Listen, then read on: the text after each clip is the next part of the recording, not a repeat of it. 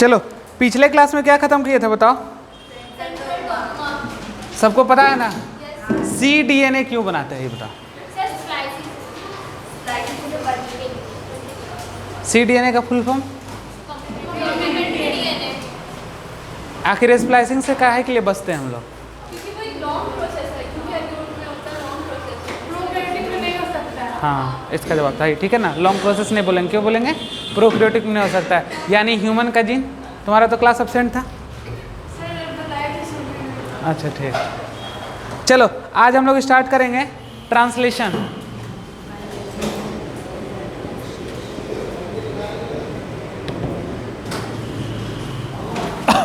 Translation heading रहेगा translation.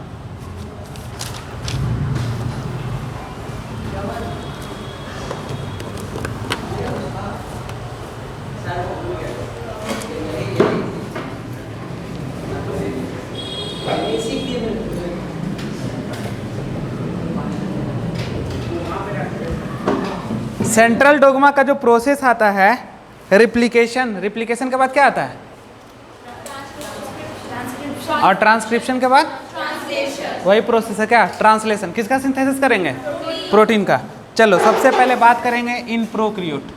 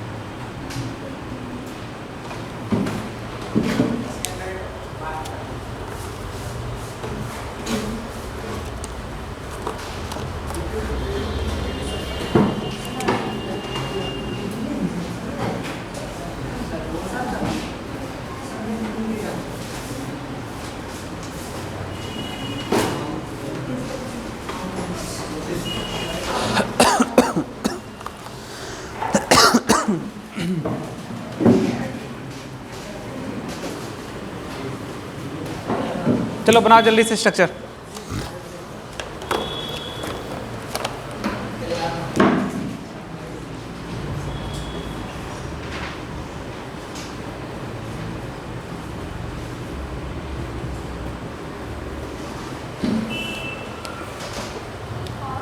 नहीं बनाओ, हो गया तो कुछ नहीं है ज़्यादा।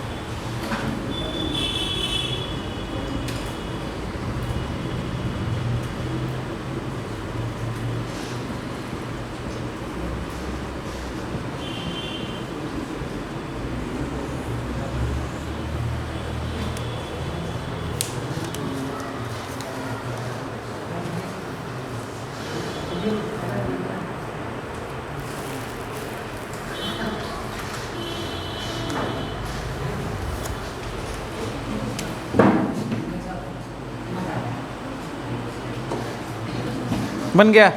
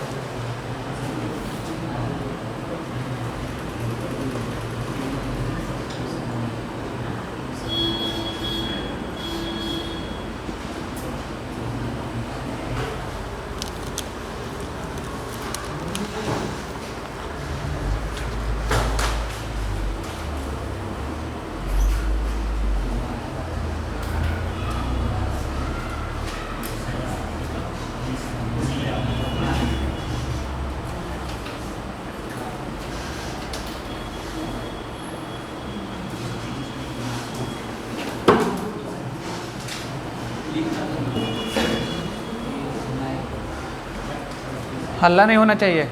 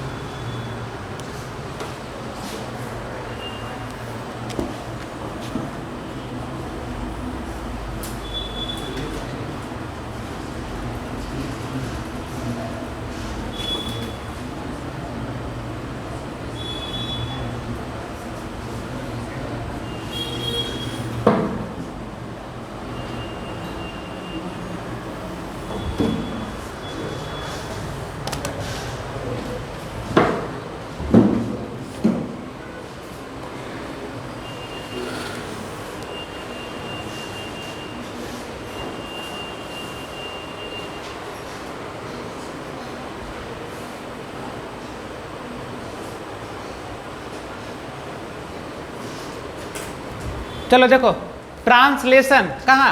ट्रांसलेशन का मतलब क्या? प्रोटीन का सिंथेसिस। लेकिन कहाँ? प्रोकैरियोट में हम बात कर रहे हैं। सबसे पहले हम समझेंगे प्रोकैरियोट। अब प्रोकैरियोट का क्या होता है डिफिनेशन बताओ? प्रोकैरियोट का मतलब क्या होता है? क्या न्यूक्लियस कहीं दिख रहा? नहीं दिख रहा। तो हम बात कर रहे हैं किसका? ट्रांसलेशन का। तो हम बोल सकते हैं protein synthesis take place in cytoplasm, क्योंकि वेल डिफाइंड न्यूक्लियस तो है नहीं इसके पास, प्रिमिटिव है। तो सबसे पहला बात कि प्रोकैरियोटिक में जो प्रोटीन का सिंथेसिस होता है वो साइटोप्लाज्म में होता है। पहला, अगर हम इसके पॉइंट्स के बारे में बात करें तो the transcription and translation can be coupled. Coupled का मतलब यहाँ क्या समझ रहे हो? कपल्ड का मतलब यहाँ क्या समझ रहे हो? एक ही साथ। क्या एक साथ? चलो ठीक है, कपल रिएक्शन पहले बता चुके हैं सब सारा चीज। देखो ये न्यूक्लियस हुआ, ये हमारा डीएनए डबल स्ट्रैंड। हमको डीएनए से बनाना है क्या? एमआरएनए। और यहाँ पे क्या तुमको कहीं स्प्लाइसिंग वगैरह कुछ करने का जरूरत है? प्रोकैरियोट में नहीं है। तो डीएनए से हमको बनाना है क्या? एमआरएनए। जब तक एमआरएनए नहीं बनेगा तब तक मैसेज नहीं आएगा, जब तक मैसेज नहीं आएगा तब तक प्रोटीन का सिंथेसिस नहीं होगा। तो बात करते हैं तब डीएनए से हमको आरएनए बनाना रहता है, एमआरएनए, तो कौन सा एंजाइम यूज करते हैं? RNA polymerase. बट डिपेंडेंट किस पे रहता है? DNA dependent RNA polymerase. यहाँ पर आरएनए पॉलीमरेज लगा रहता है। ये आरएनए पॉलीमरेज ट्रांसक्रिप्शन करके इसको कन्वर्ट कर देता है किस में? एमआरएनए में। और इसी एमआरएनए पे कौन आके जुट जाता है? राइबोसोम। और ये राइबोसोम क्या करा देता है? प्रोटीन का सिंथेसिस करा देता है। और ये सब सारा कहाँ चला? साइटोप्लाज्म में। There is no division of क्या? No division of cytoplasm and nucleus, मतलब कोई भी ऐसा कंपार्टमेंट नहीं है जिसको दो पार्ट में डिवाइड किए हैं, साइटोप्लाज्म और न्यूक्लियस का कोई कंपार्टमेंट डिवाइड नहीं है, जिसके कारण से साइटोप्लाज्म में ही सारा चीज़ होता है। क्या? तो translation and transcription, the process क्या, ये प्रोटीन जो बन रहा है ये ट्रांसलेशन हो गया, एंड देन आरएनए, यहाँ से जो आरएनए बना डीएनए से, ये ट्रांसक्रिप्शन हो गया। तो transcription and translation same compartment, इसलिए इसको कपल्ड रिएक्शन। ठीक है, बात करते हैं the transcription and translation can be coupled. अब आगे चलते हैं, the mRNA does not require any processing to become active. देखो बाबू, ये एनसीईआरटी का लाइन है, प्रोसेसिंग का मतलब यहाँ तुम लोग को समझना है। यहाँ तुम लोग प्रोसेसिंग का मतलब क्या समझते हो, बताओ, अपने से बताओ, बताओ। एनसीईआरटी बस प्रोसेसिंग लिखा है क्या? देखो, इंट्रॉन्स नहीं है, और जब इंट्रॉन्स नहीं होगा तो नो स्प्लाइसिंग, स्प्लाइसिंग का यूज नहीं होगा। इसलिए ये लाइन बोल के निकल गया है कि the mRNA does not require any processing. Any processing का मतलब यहाँ पे लिख लो, इंट्रॉन क्या, अब्सेंट, इंट्रॉन अब्सेंट, स्प्लाइसिंग का कोई जरूरत नहीं।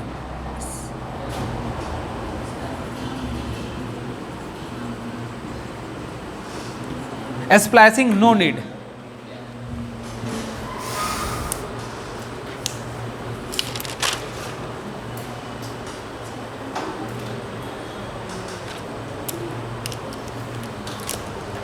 हो गया, समझ गया बात को? तो यहां तक कोई दिक्कत नहीं है। इस लाइन का मतलब समझ रहे हो? Transcription and translation takes place in same compartment, there is no separation. क्या है बाबू, बताओ? सेपरेशन साइटोसोल और न्यूक्लियस। कहाँ? In bacteria. और बैक्टीरिया इनडायरेक्टली किसके बारे में बात कर रहा है? प्रोकैरियोट के बारे में बात कर रहा है। ठीक है,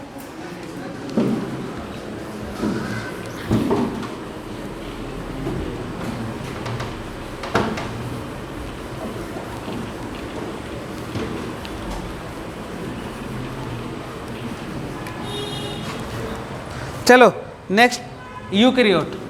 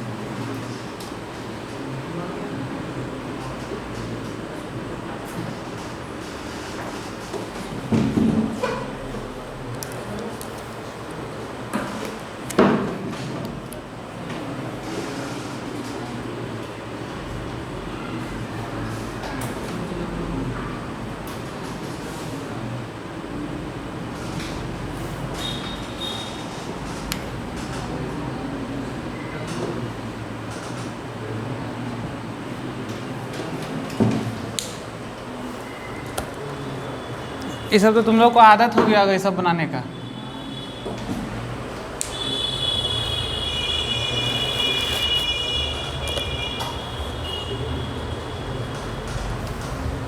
ये कौन आयरन है बताओ?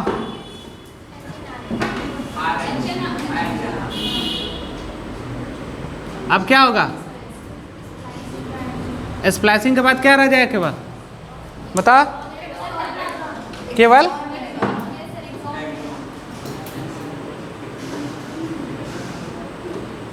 इसको कौन आयरन है? यहाँ पे क्या? कैपिंग। यहाँ पे क्या? टेलिंग। याद है ना? चलो अब यहाँ बताओ, mRNA के बाद ये बताओ क्या होगा? mRNA कहाँ बना? ट्रांसक्रिप्शन कहाँ हुआ? तो साइटोप्लाज्म में क्या बनेगा बताओ? प्रोटीन।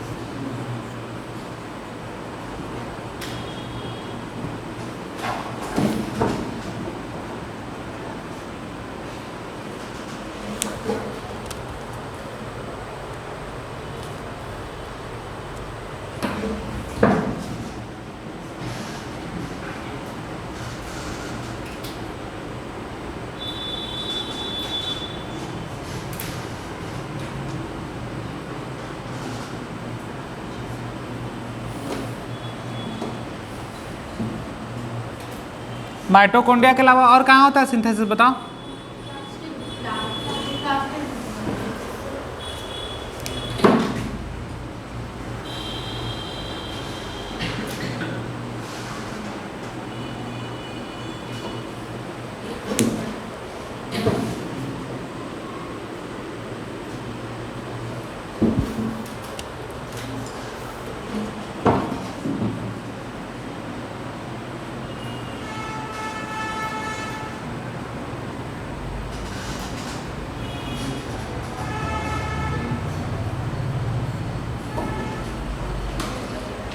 बन गया?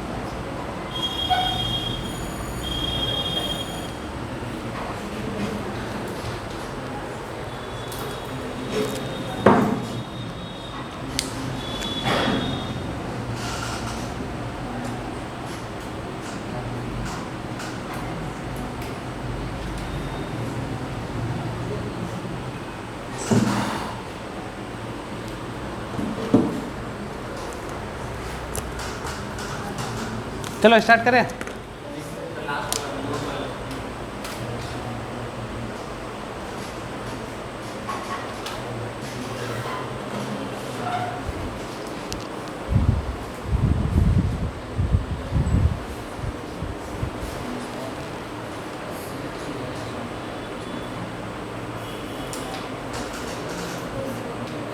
हो गया? चलो देखो किसका बात कर रहे हैं? यूकैरियोट का। देखो protein synthesis takes place in cytoplasm, mitochondria, chloroplast और सरफेस ऑफ।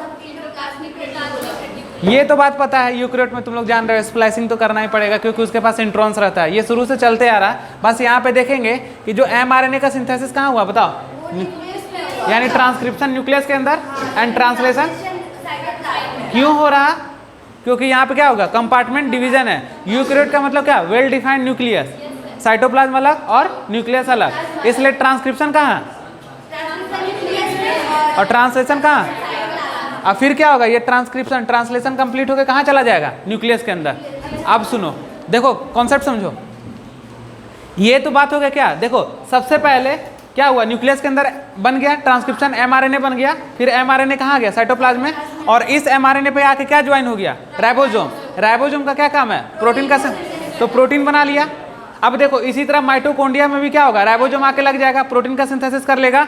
इसी तरह कहाँ पे, ईआर पे भी आके राइबोसोम अटैच हो जाएगा, प्रोटीन का सिंथेसिस कर लेगा। इसी तरह कहाँ, क्लोरोप्लास्ट में भी राइबोसोम आके अटैच हो जाएगा, प्रोटीन का सिंथेसिस कर लेगा। तो देखो यहाँ क्या लिखे हैं, protein synthesis take place in cytoplasm. देख रहे हो सारा किस में हो रहा, साइटोप्लाज्म। माइटोकॉन्ड्रिया देख रहे हो, यहाँ पे क्लोरोप्लास्ट देख रहे हो, और कहाँ, सरफेस ऑफ ईआर। क्लियर। अब देखो हिस्टोन प्रोटीन सिंथेसिस इन कहाँ, न्यूक्लियस में। हिस्टोन प्रोटीन का सिंथेसिस कहाँ हो रहा, न्यूक्लियस में। समझ रहे हो बात में।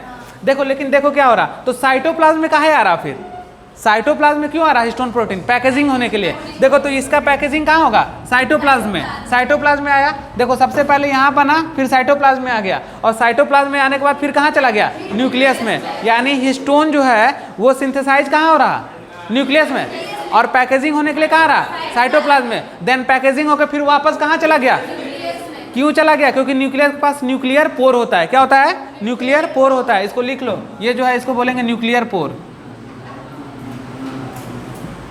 और इसी के थ्रू क्या होगा, अंदर चला जाएगा। समझ गए बात को।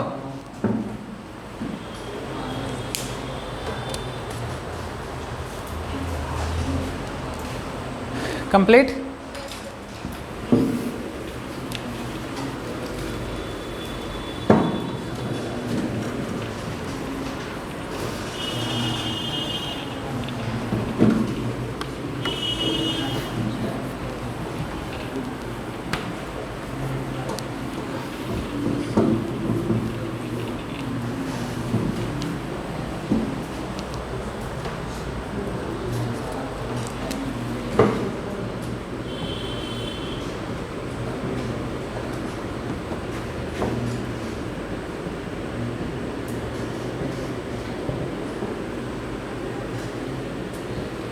क्या है, लिखो।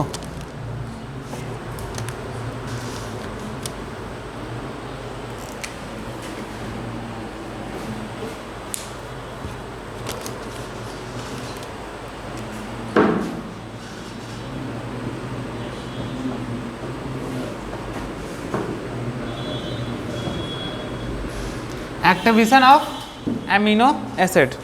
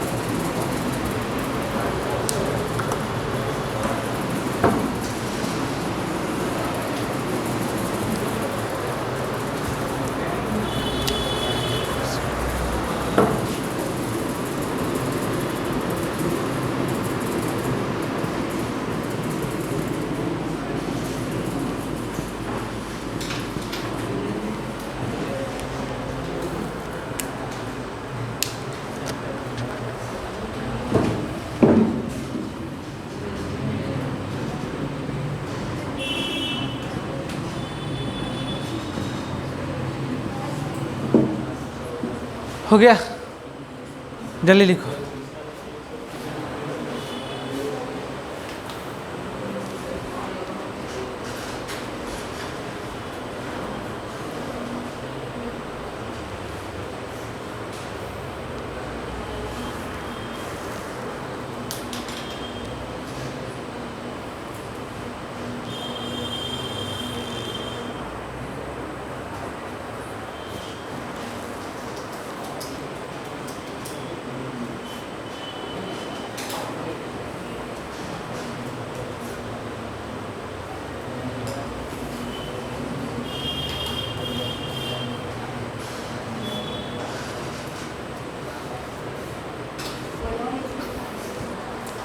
चलो देखो, आ जाओ। सबसे पहला टॉपिक सुनो, प्रोटीन सिंथेसिस करने के लिए कितना स्टेप चाहिए? 3 स्टेप। पहला स्टेप कौन है? Activation of amino acid. सबसे पहले एक्टिवेट करेंगे किसको? अमीनो एसिड को। सुता हुआ रहेगा तो कभी करेगा नहीं, करेगा तो उसको एक्टिवेट करेंगे। देखो तो एक्टिवेशन के लिए क्या होगा? तो amino acid plus ATP. ATP जानते हो ना क्या है? तुम्हारा खत्म हो गया था ना कल, तुम्हारा ही खत्म हो गया था कल। अरे सो गए थे तो कल खत्म हो गया था ना एटीपी। अच्छा ठीक है, कंजर्व किया ना। देखो एटीपी क्या है? तो एडिनोसिन ट्राइफॉस्फेट। देखो ये क्या है? Amino acid. और ये क्या है? ये एटीपी है, एमिनो एसिड नहीं है, ठीक है ना। Adenosine triphosphate. देखो यहाँ पर एमिनो एसिड के पास क्या जुड़ा हुआ रहता था? OH ग्रुप बताए थे। OH ग्रुप के पास लोन पेयर रहता था, वो के पास ये लोन पेयर किससे जुड़ता था? फॉस्फेट ग्रुप से जुड़ता था। और जुटने के बाद ये दोनों ब्रेक हो जाता था। जब ब्रेक हो गया तो इसको क्या बोलते हैं? खत्म। Adenosine monophosphate. यानी समझ रहे हो ना क्या है ये ए क्या है? एटीपी ना। जल्दी बताओ क्या है ये, जल्दी बोलो। अरे एडिनोसिन है और क्या है? शुगर है नहीं। और ये क्या? फॉस्फेट है। चलो देखो जैसे OH अपना क्या करा? O ग्रुप अपना लोन पेयर इसको दिया तो यहाँ से बॉन्ड ब्रेक हो गया और क्या आ गया? Adenosine monophosphate. और इसी को शॉर्ट में AMP बोलते हैं। आगे चल के यूज होगा, ध्यान देना। अब देखो एंजाइम कौन सा यूज कर रहे हैं? Enzyme amino acyl tRNA synthase, क्योंकि लास्ट में क्या होगा? अब देखो क्या क्या आ गया? तो सबसे पहला बात, एमिनो एसिड को यहाँ क्या बोलते हैं बताओ? एमिनो एसिड को एमिनो एसाइल, ठीक है। किसको? एमिनो एसिड को क्या बोले? Amino acyl. उसके साथ क्या जुटा? AMP। उसके साथ क्या जुटा? अब ये हो गया एक्टिवेटेड एमिनो एसिड। कुछ याद आ रहा पहले का? चार्ज tRNA पढ़ाए थे तुम लोग को, वहाँ पे DHU लूप पढ़ाए थे। और DHU लूप एंजाइम को रिकॉग्नाइज करता था और वो एंजाइम को रिकॉग्नाइज करके एमिनो एसिड को किस पे? 5' पे कि 3' पे? 5' पे जोड़ देता था। किधर? ACC याद है? CCA की ACC? CCA, ठीक है। कहाँ पे? CCA की तरफ जोड़ देता था। तो जब तक ये एक्टिव नहीं होगा तब तक जुटेगा 3' पे होगा। तो देखो 3' एक ऐसा स्ट्रक्चर था, इधर 3' इधर 5' था ना ऐसे। तो DHU लूप इधर था और DHU लूप कहाँ जुड़ा था? यहाँ पे। और DHU लूप पे क्या एंजाइम रहता था और वहाँ पे एंजाइम E1 E2 ऐसे करके रहता था ना। सब एमिनो एसिड को रिकॉग्नाइज करता था और फिर उसको जोड़ते चला जाता था। तो ये काम तब होगा जब क्या होगा? एक्टिवेशन ऑफ कॉन्सेप्ट आ रहा। अब देखो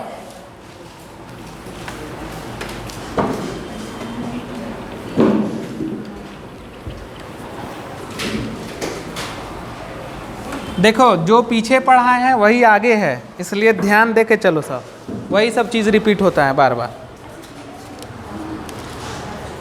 अब देखो चार्जिंग ऑफ tRNA। NCERT लाए हो तो देखो कहीं चार्जिंग ऑफ tRNA लिखा है?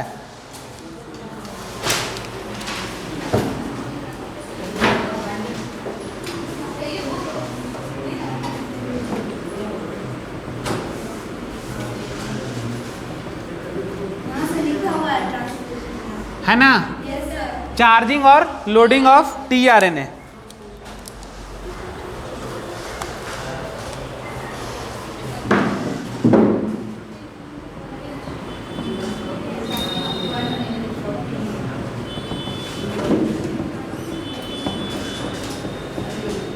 समझो। देखो सेकेंड क्या है? पहला क्या पढ़े थे? पहला दूसरा क्या है? चार्जिंग और लोडिंग टीआरएनए का मतलब क्या होता है? टीआरएनए के साथ-साथ अमीनो एसिड को पाना है। जब देखो जैसे ही टीआरएनए के साथ एमिनो एसिड बाइंड हो जाएगा, वो क्या हो जाएगा? चार्ज जुड़ जाएगा, और उस चार्ज को क्या बोलते हैं? लोडिंग। समझ गए बात को? तो एनसीईआरटी में दिखा हुआ है क्या? Charging of tRNA. तो कॉन्सेप्ट बना लेंगे, चार्जिंग ऑफ टीआरएनए का मतलब टीआरएनए के साथ एमिनो एसिड का जुड़ना, उसी को बोलते हैं चार्जिंग ऑफ टीआरएनए, या उसी को बोलते हैं लोडिंग ऑफ टीआरएनए। ये प्रोटीन सिंथेसिस कराने का दूसरा प्रोसेस है। समझ गए बात को? लिखो।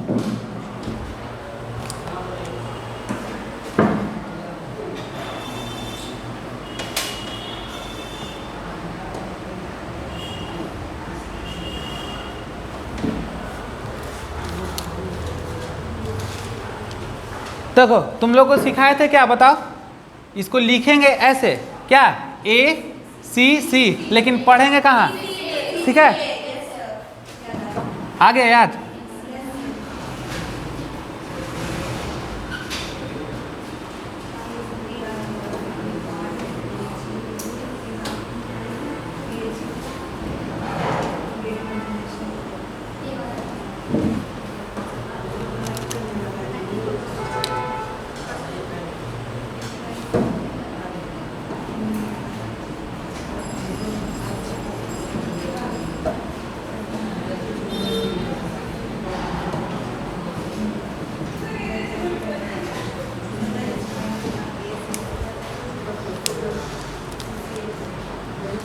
फाइव इंट पे क्या रहता है बताओ? 5 पे जी रहता है। क्या रहता है? जी। जी। यहाँ पे कौन बाइंड होता था बताओ? एंजाइम ना।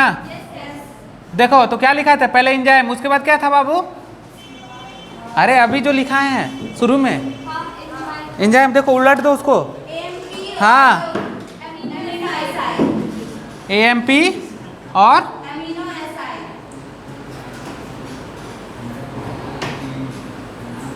आ गया।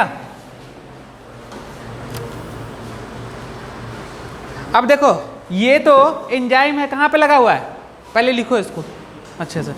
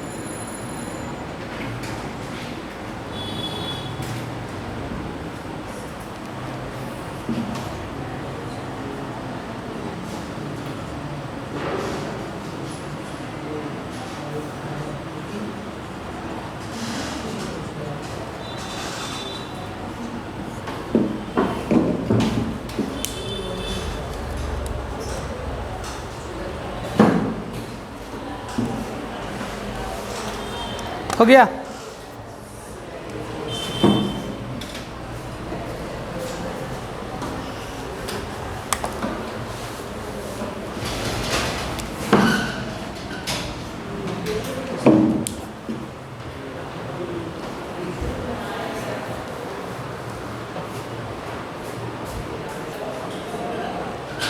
देखो सबसे पहले क्या था? पहले वाला में एक्टिवेट किए, अब दूसरा वाला में क्या करेंगे? उसको जोड़ना है। तो ये टीआरएनए, और टीआरएनए का कौन सा लूप से एंजाइम निकलता है? तो एंजाइम इस साइड आ जाएगा। उसके बाद क्या आ जाएगा? उसके बाद एमिनो एसिड का मतलब क्लियर हो गया?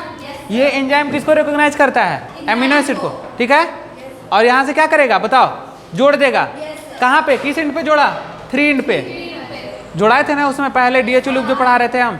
टीआरएनए में। तो देखो ये क्या किया, एंजाइम को कहाँ पे लाके जोड़ दिया, यहाँ, यानी कि ये वाला चीज आके यहाँ जुट गया, ये जुट गया ना, एमिनो एसिड किस पे 3 एंड पे जुट गया।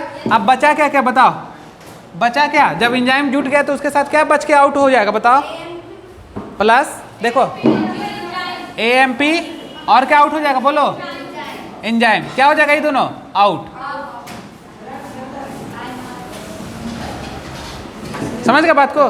अब ये क्या हो गया, तो इसको बोलते हैं चार्जिंग और लोडिंग ऑफ टीआरएनए। क्लियर। अब आ रहा है इंपॉर्टेंट, क्या, चलो देखो हो गया, समझ गए। तो कितना स्टेप पहुंचे, 2। अब जो तीसरा स्टेप पढ़ेंगे उसमें पढ़ेंगे हम लोग ट्रांसलेशन ऑफ प्रोटीन, मतलब 3 step, initiation, elongation, then termination. Initiation start करना, इलोंगेशन बढ़ाना, टर्मिनेट स्टॉप कर देना। और हम बताए थे स्टार्ट कोडोन क्या है और स्टॉप कोडोन क्या है, यानी जब प्रोटीन्स बनेगा, जब प्रोटीन्स बनेगा तो उसको अल्टीमेटली रुकना तो है, तो जहाँ से स्टार्ट हुआ उसको स्टार्ट और जहाँ स्टॉप हुआ उसको स्टॉप। तो क्या है स्टार्ट कोडोन का नाम और स्टॉप का, बस एक ही पढ़ा है, कौन कौन,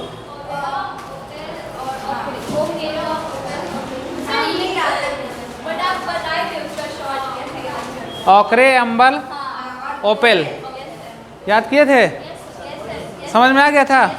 चलो एक बार दिमाग में अपना देख लो थोड़ा सा स्टार्ट और स्टॉप को आराम से।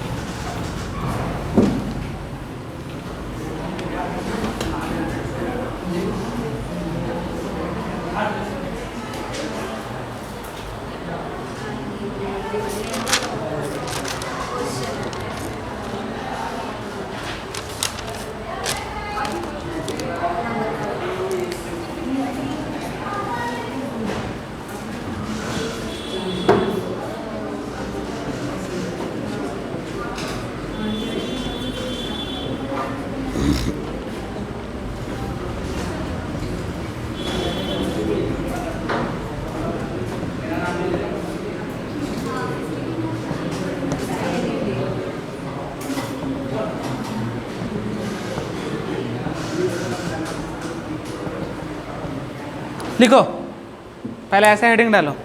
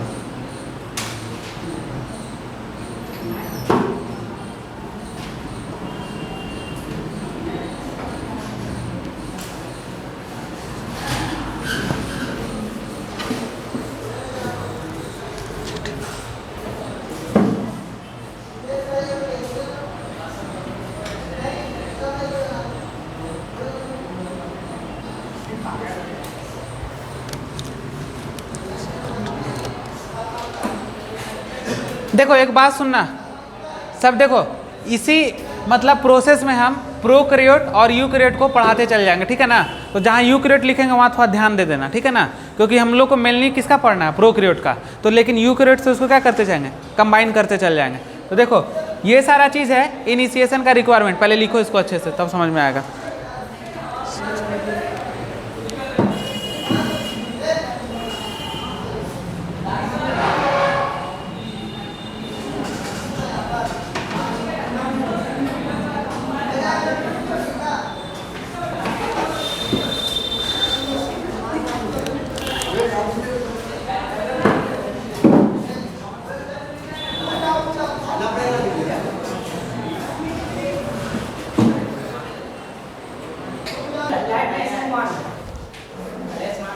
चलो देखो, ट्रांसलेशन mRNA से क्या बना रहे हैं और कितना स्टेप में?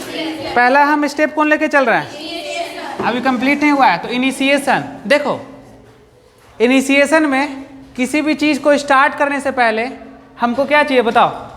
सारा उसका मटेरियल चाहिए। क्या चाहिए? मटेरियल। अगर मटेरियल नहीं रहेगा तो स्टार्ट हो पाएगा? नहीं स्टार्ट हो पाएगा। तो मटेरियल के लिए पहले हमको क्या चाहिए? mRNA। देखो हम बता रहे हैं, तो यानी कि सबसे पहले क्या चाहिए? mRNA। ठीक, फिर उसके बाद क्या चाहिए बताओ? क्या चाहिए? उसके बाद क्या चाहिए? उसके बाद इसका बताओ यूज क्या है? Mg+2 का क्या कराता है? चलो देखो यहाँ पर ये एक क्या हुआ? न्यूक्लियर क्या हुआ? सेल। ये क्या हुआ? mRNA। ये क्या हुआ? Charge tRNA। इधर क्या? 50s, इधर क्या? 30s। स्मॉलर सब यूनिट राइबोसोम का कौन? लार्जर सब यूनिट। तो देखो नीड क्या क्या? पहले mRNA हमको चाहिए, फिर चार्ज tRNA चाहिए। जो चार्ज है वही चाहिए, तब ना एमिनो एसिड को जोड़ेगा। तो ठीक है, चार्ज tMNA भी हो गया। अब देखो उसके बाद क्या चाहिए? 30s तो यहाँ आ गया, और 50s तो वहाँ आ गया। ठीक है, अब बताओ कि Mg2+ का काम क्या है बताओ? राइबोसोम को जोड़ना। क्या? जो यहाँ 50s है उसके सब यूनिट और क्या स्मॉलर सब यूनिट को क्या करना? बाइंड करने के लिए किसका जरूरत पड़ता है? Mg2+ का।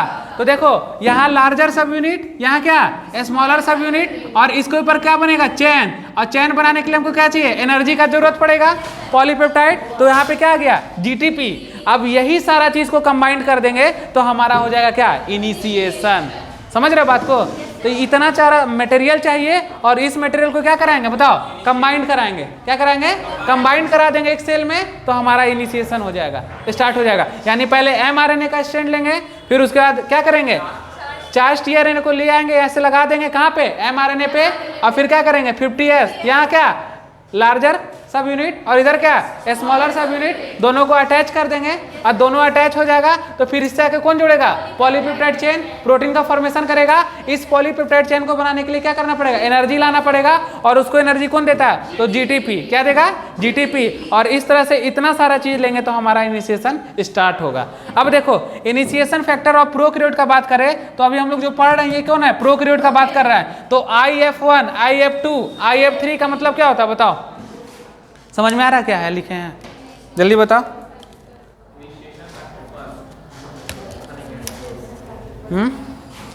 Initiation factor 1, initiation factor 2, initiation factor 3, और क्या यूकैरियोट इनिशिएशन फैक्टर कितना? 10। याद रहेगा ना तुम लोग को? तो ये क्या हुआ? एक तरह से हम लोग का पूरा इनिशिएशन स्टार्ट हो गया। अब देखो अब पूरा मैकेनिज्म चलेगा। ठीक है ना?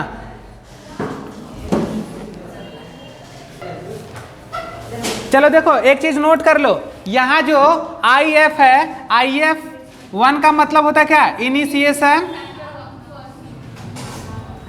फैक्टर 1। और यहाँ जो EIF है इसका मतलब क्या होगा? Eukaryote initiation factor. चलो